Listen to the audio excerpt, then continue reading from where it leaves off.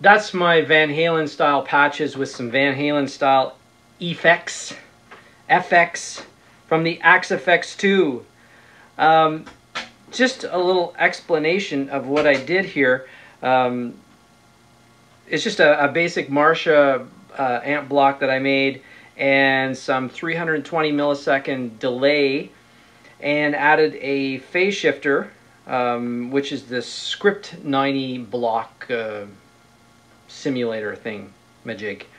Now what I did for that ending in the Eruption thing is I programmed a switch, an instant access switch on my MFC 101, so that when I hit it, it does all kinds of funky things, like increases the delay time just a bit, it increases the volume, it increases the amount of repeats, it turns on a pitch block which is set to a whammy.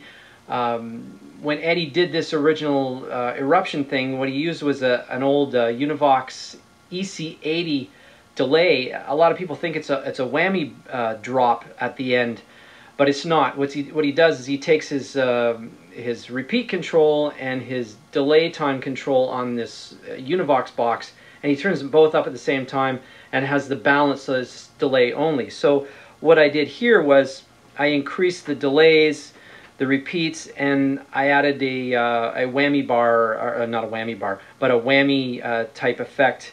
And what I did was I dropped the pedal. So I hit my instant access switch, which again increases all the delays and the feedback and the volume of the delay, and I hit a harmonic at the 12th fret.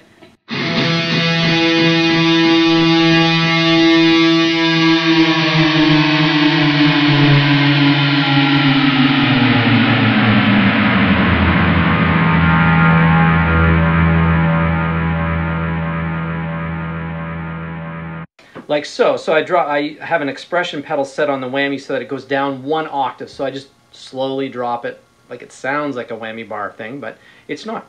So that's it. I hope you liked it. AxeFx 2. I'm going to go into a little more detail about this preset. Here's the preset here, brought up in Axe Edit.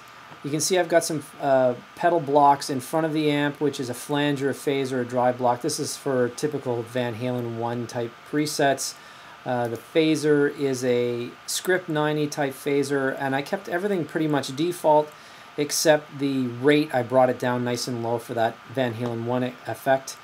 I added a pitch block for that strange effect at the end of the Eruption solo as a whammy effect type, and it brings it down 1 octave exactly. So when I hit that harmonic on the 12th fret on the top E string, it'll bring it down with an expression pedal that I've set up as an external 2.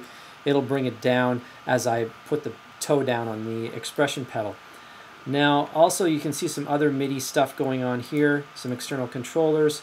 This one here is an external controller 10, which I've set up on my instant access switch number 10 on my MFC, and also within my AxeFx obviously. So when I hit that switch, it's going to do a whole bunch of things in this preset. One of them is changing this mix on the whammy from 0 to 100%, and the level from 0 to 0.6. If we go to our main delay block, which is set at 320, it also turns up the feedback at the end of that solo when I hit that switch, and the level actually goes up as well from -13 to 1.7, and it also turns the mix level in the reverb up as well. Ping pong delay that you hear at the end, and that instant access switch takes the mix level and turns it from 0 to 100%. And the level on this one, it actually brings it down a little bit because of the way that ping pong effect is going. It tends to overload it a little bit, so I wanted to bring it down at the end. So that's what that instant access switch 10. Let's see, on this graphic equalizer, what I did was I brought some highs up after this delay because the delay kind of kills a little bit of the highs. Actually, it's not really the the delay. It's the note itself. It kind of loses some highs because I'm going 100% mix to the delay, and there's no more direct signal.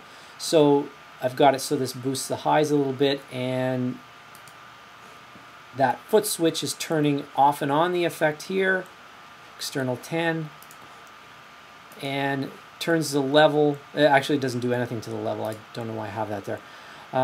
So that instant access switch 10 does a whole lot of things, as I just showed you.